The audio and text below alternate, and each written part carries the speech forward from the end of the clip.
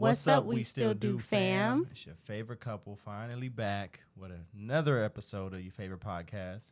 We still do. And before we get into this episode, for those of you guys who may be viewing our podcast for the first time, we just wanted to do a brief little intro of who we are, why we do the podcast, how long we've been married, all those things. We've been married for... It's about to be 16 years. About to be 16 years, 15 years now. And we started the podcast... I think it's going on 2 years. In 2020? I think so. I think we started the podcast in 2020. And it was actually Deontay's idea to get the podcast going.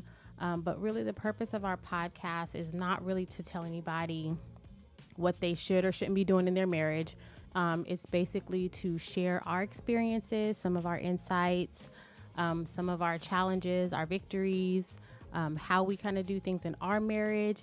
And hopefully, you know, it blesses and it touches someone else's marriage to encourages them to keep going. Like she said, it was my idea. It was just something that God put on my heart to do for young couples because you don't see a lot of young marriage last. And I felt like it was something that we could help with, sharing our stories and our testimonies and the things that we've been through and how we overcame those things, because it's easy to be on the outside looking into a marriage thinking that everything is perfect and trying to follow that false shell of a marriage. But we want to be transparent, and that's why every episode we talk about exactly what we've gone through and how we got through it. And that's why all of our episodes... And what we're going through. Like, yeah, we we're haven't still going reached through this... Yeah, we're still going perfect through stuff. Marriage, so, you know, platform. We're right. still going through things. But I think that we're learning and growing along the way. So we wanted to take you guys on this ride with us. Mm-hmm. And, yeah, let's get into this week's episode. Let's get into this week's episode. Hold up. If you're new to this page, don't forget to hit that subscribe button so that you can stay up to date with any new content that we post. And while you're at it, go ahead and hit that bell so you can get those notifications as well. Now back to the show. All right, you guys. So this week we're going to be talking about parenting, and specifically like how we parent our kids, and just how it's different from like when we grew up, and Is it? And just, you know, some of our parenting tricks and tips that we have learned and are learning along the way, what works for us, what doesn't work for us. And yeah, because we know it's not easy to be a parent. We got teenagers. I feel like we have kids in all levels right now of like childhood. Yep. We have elementary stage, beginning of junior high stage, and high school stage. Mm-hmm. And I feel like we parent them the same for the most part, but then we still have to kind of break it up into 3 different like levels of parenting. Yeah, it's now getting to the point where we're realizing we got to parent different. Like, yeah. Up until a certain point, we were able to have them all under the same umbrella. Mm-hmm. Like, these are the rules. Now, it's different. Yeah. Now we got to start breaking off and being like, okay, we can't do that with this child, can't do that with this child. Yeah. And it's a process that we're learning on the go. Yeah. There probably are books and stuff for this, but we're not reading no books on that. You know, we're gonna learn it as we go, and we're gonna perfect it on our own. Yeah, because I think that we were raised differently, for sure. Definitely. I was more like strictly raised, and you had a lot more freedom in your childhood. But I think that we have been trying to like take a little bit of what we learned growing up as kids and try to, you know what's learn from that and parent our kids accordingly. just hearing you say that, I think what's crazy is the way I was raised and the way you were raised. Correct me if I'm wrong, but it seems like sometimes the way we parent is vice versa of how we were raised. Like I was raised a free bird, like do whatever, and I don't want my kids to be like that. Sometimes Yeah. I want them to be free, Yeah, but for the most yeah. part, like I don't mind them not wanting to do nothing, or like, for example, we were just talking about this with someone else, allowing the kids to just go out and just play and not being there Right. to watch them. Like that was how I was. Like I didn't think nothing of it. Like, oh, I'm all the way down the street, no parents watching. Now it's like, no, I'm not letting my kids go in the parking lot without me Yeah. watching. Yeah.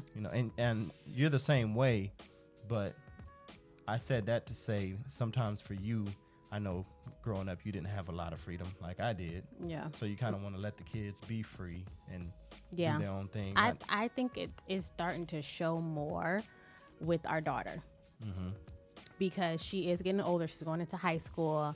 And so I think I'm kind of more like, let's give her a little bit of freedom. Not too much, but like let her explore her own, self, find herself, whatever. Yeah, it's different with a girl. And I think you are probably more like strict on her, like.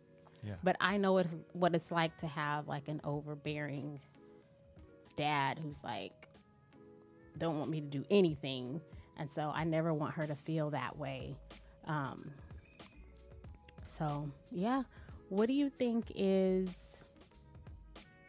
the hardest age to parent so far? Just what we've experienced so far. Teenagers, hands down.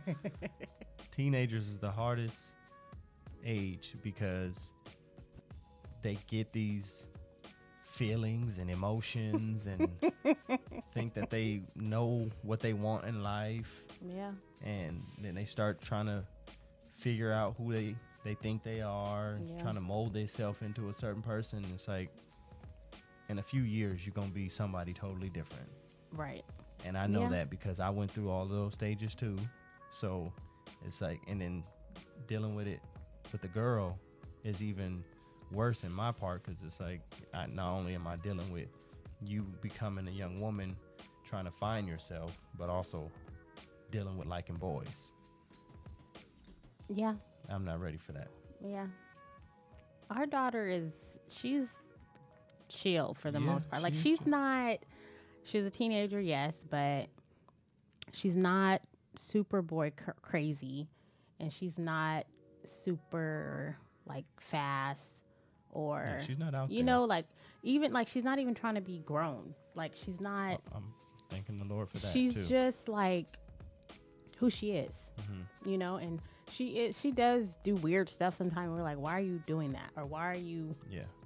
thinking that? Or, so she's still trying to figure herself out, but she's not like over the top, Right. which I think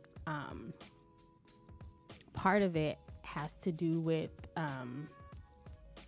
just me as a mom. Like I'm so intentional about talking to her and, letting her know that she can talk to me, and letting her know that like she doesn't need to isolate herself, even if she feels like we're not on the same page or I don't understand her, or she got really into this anime thing. And we were both like, why are you into anime? Like, what is going on with anime? No, it wasn't necessarily it wasn't that, because I like anime too. It was the ones that she was getting watching. dark. It was Yeah, getting getting really dark, weird. and- But I said that to say, like, even with that, like, I was able to talk to her about it and not just be like, well, this is weird. Like, you're not going to watch this. You can't, we talked about it. Like, give me reasons. Like, tell me why what is engaging you, or what is it about this that's grabbing your attention that you got to keep watching this? Like, what is it? And she wasn't really able to tell me. I think that's a huge thing in parenting, especially with teenagers, is you have to be okay with talking to your kids. Like, You can't just ignore stuff and think that it's going to go away, or just think like, oh, she's just going through something. It's just a fad. And it's just a phase, or it's just a, or that's what teenagers do. You have to be okay with talking to your kids. And that's one thing, like me and Deontay, we talk to the kids. Yeah.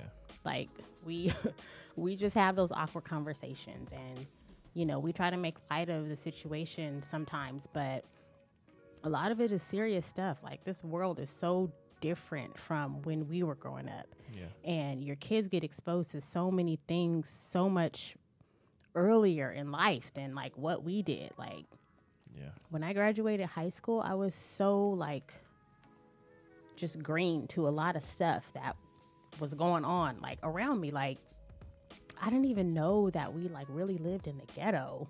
Wow. Until I didn't. Like, wow. I didn't. Southeast San Diego. I grew up like in the hood, like drive-bys around the corner, and I had no idea that I lived in the ghetto.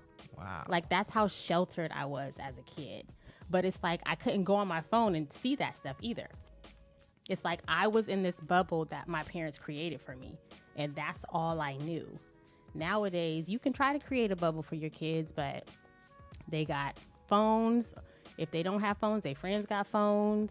They pulling it up at school. They like, it's just, there's no way to shield your kids from the things that are going on in the world. That's why you have to be okay with like talking to them.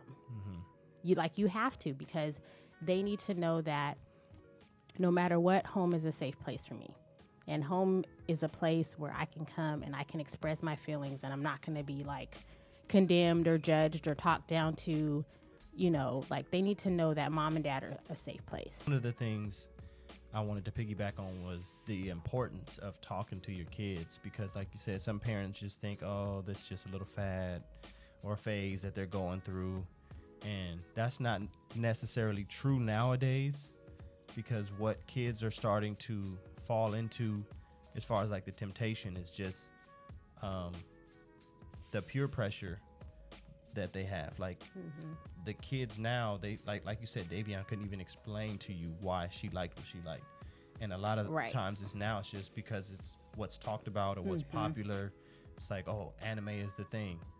And then if people start talking about this one and this one and this one, it's like, oh, well, I need to watch it too, because if everybody else is talking about it, I don't want to be the one who doesn't. Nobody wants to really stand out. Everybody wants to fit in. Right.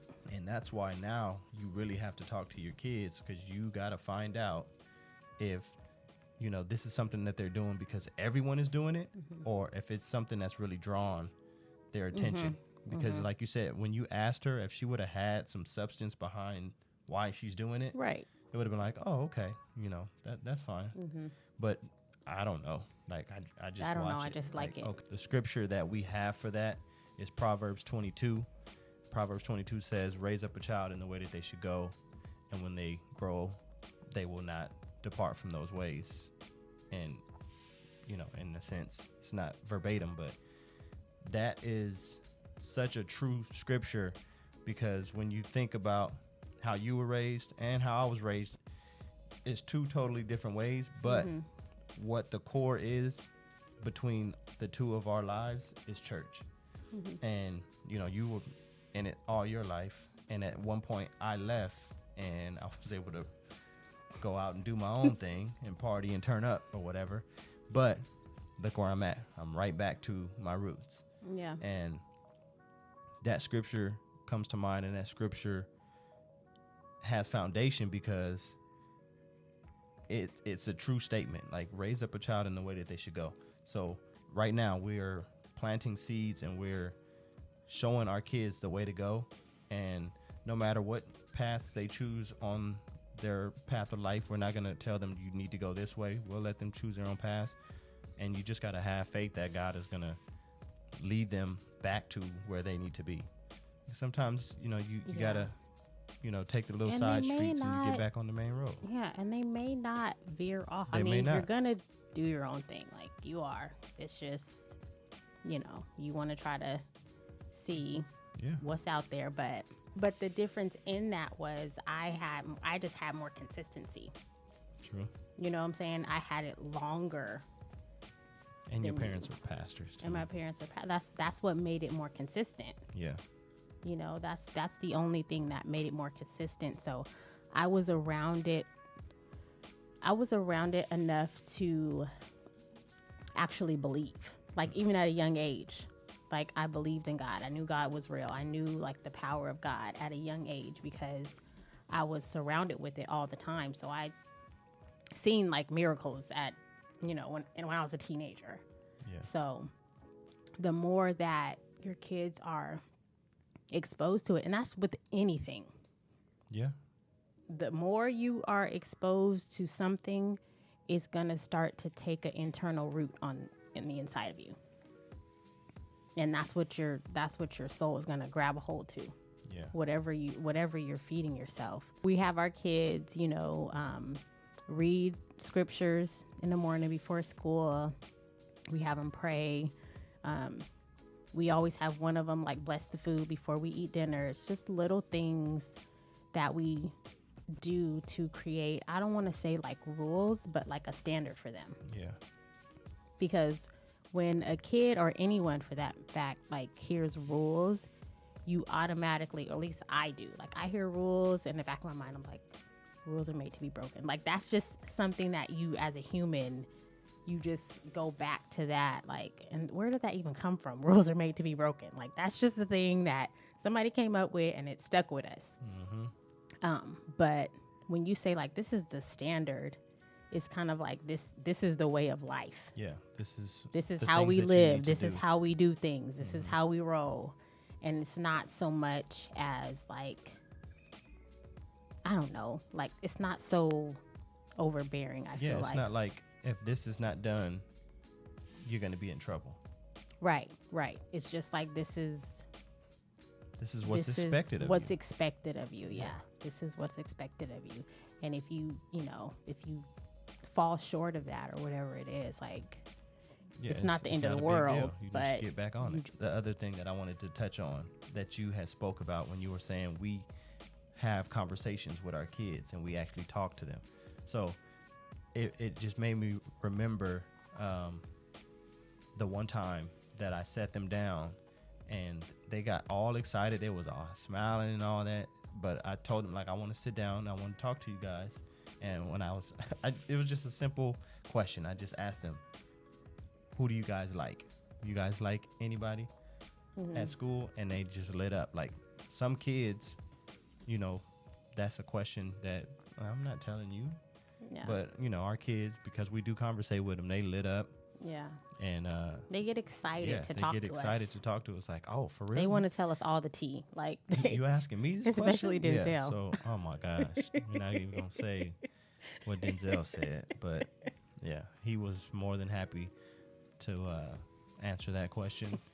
But that was what I wanted to touch on. Just the fact that how excited they got when I asked them that question instead of trying to, beat around the bush or something. Because when you make it a regular thing, then they don't think nothing else of it. Right. It's like if your parents don't talk to you that much about like that kind of stuff, and then they be like, okay, we need to have a talk. You'd be like, what? Okay. Yeah, you think you're in trouble. Yeah, you think you're in trouble, and then they'll be like, who do you like? And you're like, is this a trick question? Right. Like, what's... am I about to get a whooping? What's going on?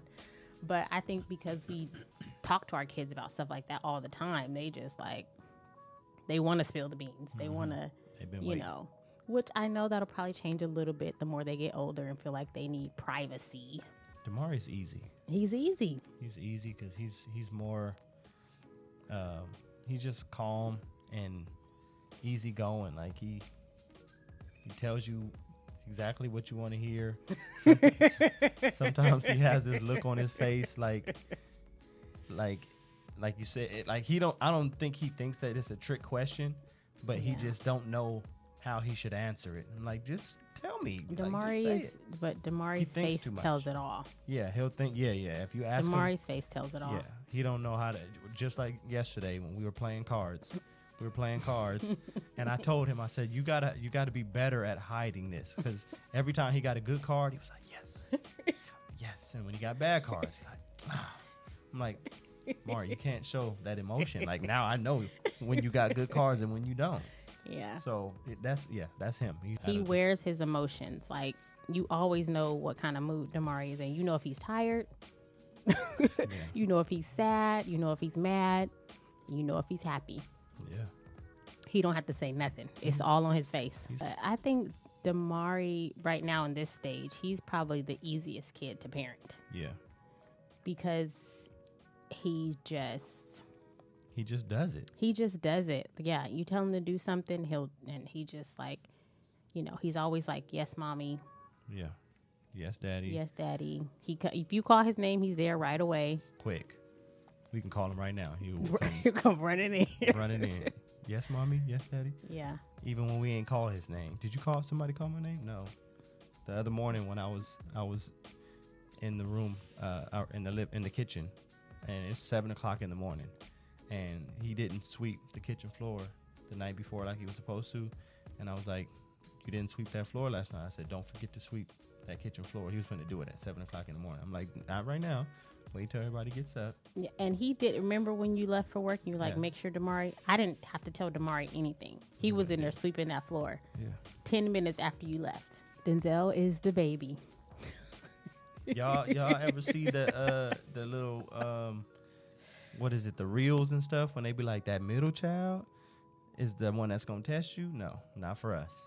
It's the last baby.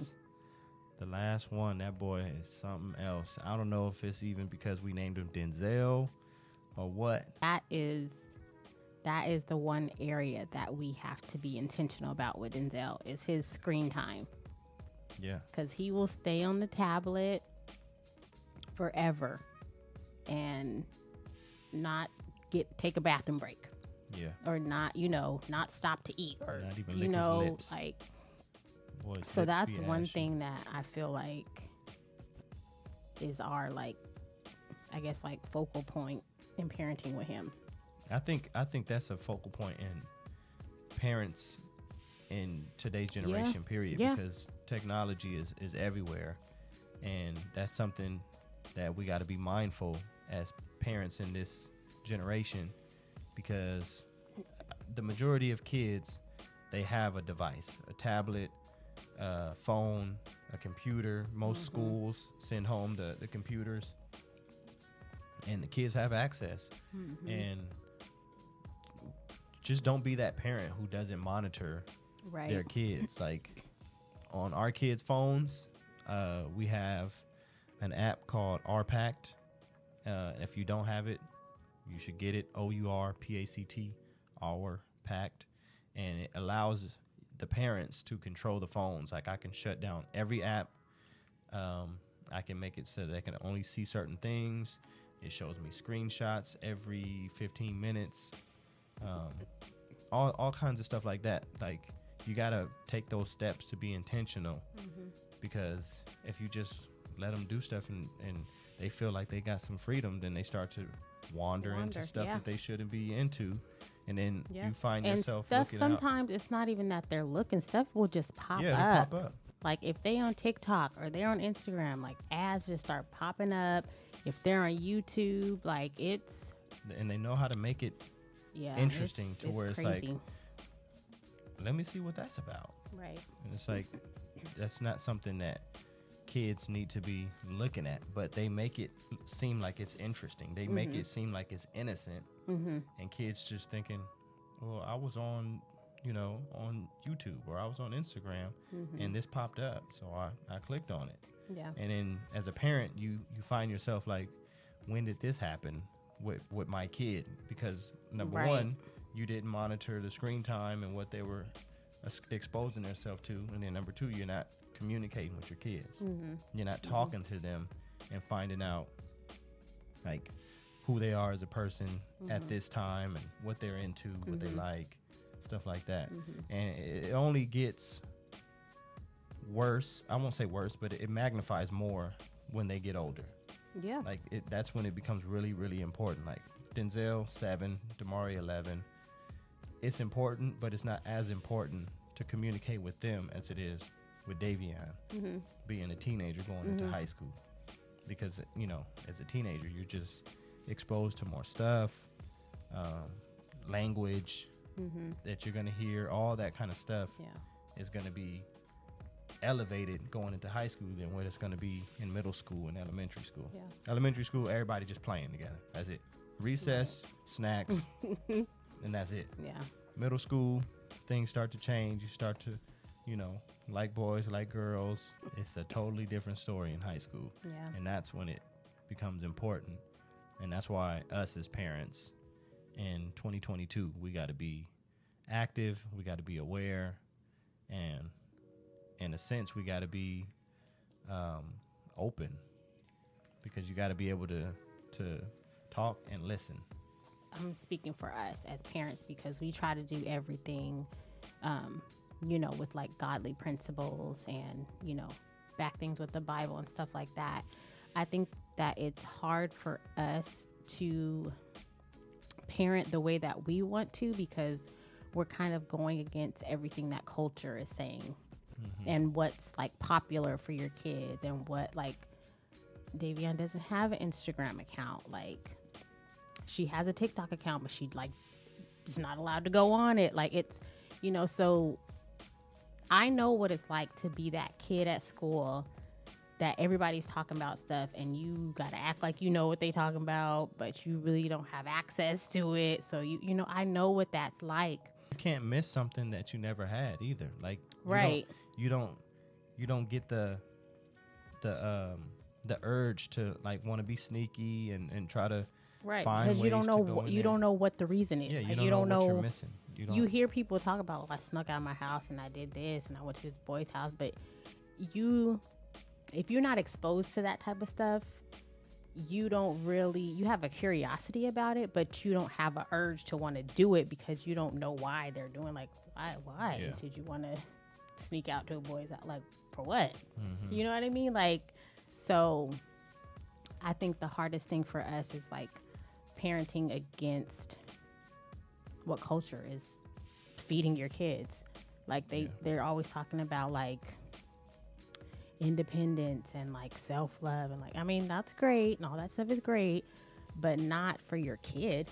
You don't want your kid to be like, oh, I'm independent. I have parents who love me, who care about me, and they gonna take care of me.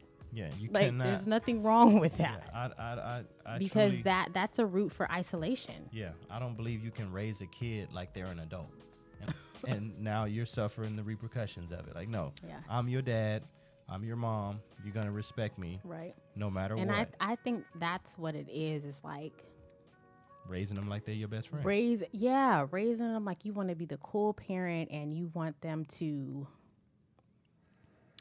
I don't know. Like, there's like a respect for authority that's like become non-existent. Yeah. Like parents don't want to teach their kids to like respect their teachers or to, Or I'm just like, when adults. did that happen? Yeah. Like, if she talked to you like that, then you got my permission to, no. Yeah, you got my permission to go off on the teacher. Well, no. Don't give your kid a pass. Don't condone it. To be disrespectful to anybody that's in authority. Like, you just don't. You respect authority, period. So I hope we shared something that was insightful for you. Let us know if we missed anything. Yeah, or what you thought about it. If you agreed, if you disagreed, how you raise your kids. Like I said, this is just us sharing for you guys. If you guys parent a different way, props to you for raising kids in 2022, period. Like, we're not here to judge anybody. But that's all we got for you guys today. Follow us on Instagram at we_still_D0. And with that being said, I'm Deontay. And I'm Maymuna. And we still do.